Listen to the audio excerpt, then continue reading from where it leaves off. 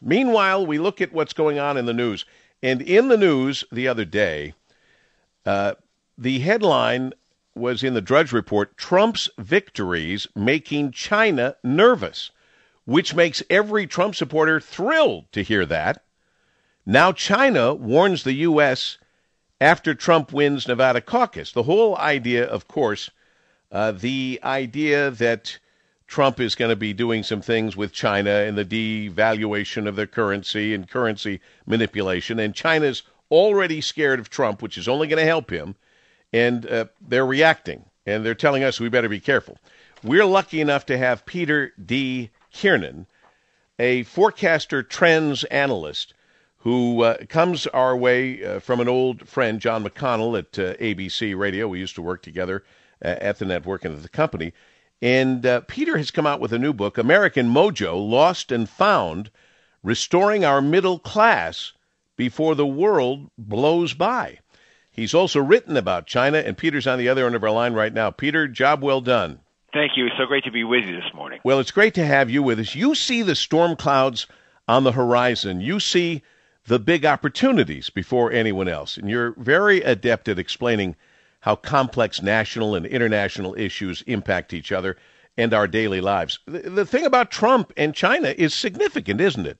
It is. China, for a long time, has been negotiating against an adversary in the United States who has not paid sufficient attention. I'll give you an example. When I was a boy, we had the finest minds of the generation. Kissinger, Brzezinski, George F. Kiernan, watching every twist and turn of the Soviet Union and interpreting what was going on in the Soviets.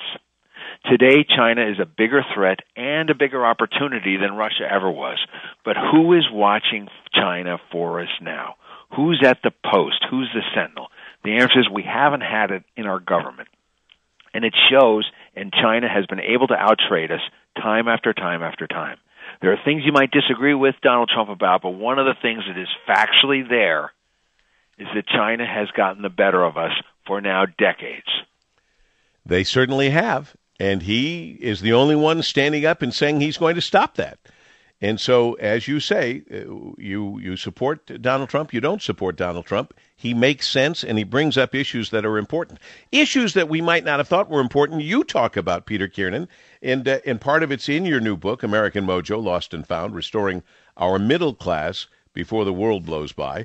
And one of them is happening tomorrow, which for the life of me, most of us would say, who cares? And that is Iran's democratic elections, the democratic elections in Iran, will be held tomorrow. And you have to ask yourself, why does that matter to us? You know why it matters to us.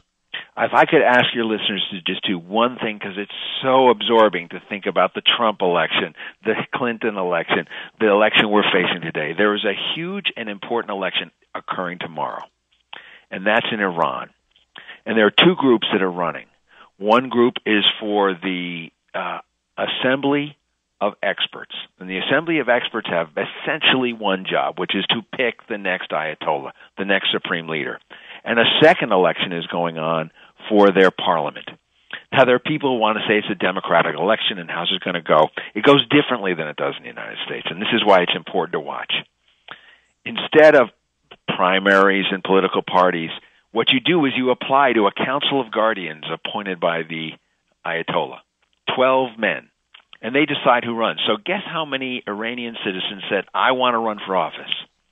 Over 12,000. Oh, jeez. The vast majority of them were turned down by these guardians. So before you even run for office, you have to clear this elimination round. Among those who were castigated, who were eliminated, was the Ayatollah Khomeini's grandson.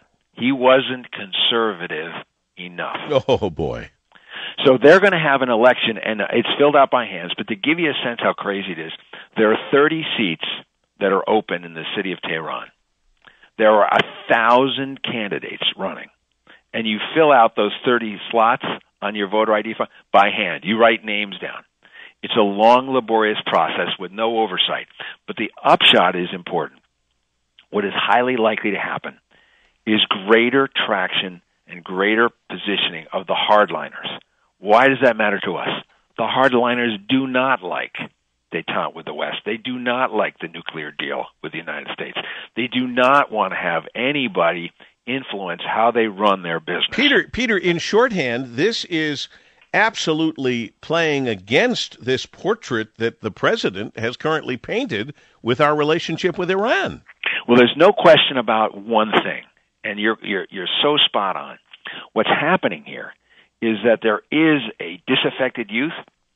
There is a growing middle class in Iran that want these kind of relationships that have been described by our president in glorious terms and reforms and all that.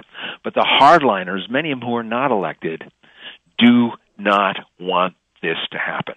And so what's going on is, if you think about it, Ayatollah Khamenei, the supreme leader, is 76 and ill.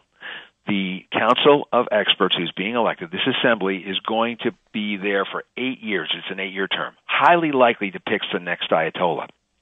If this is a hardline body, as it's very likely to be, many of its members are over 80. And by the way, no women were allowed to run this year. All women running for the assembly were shot down.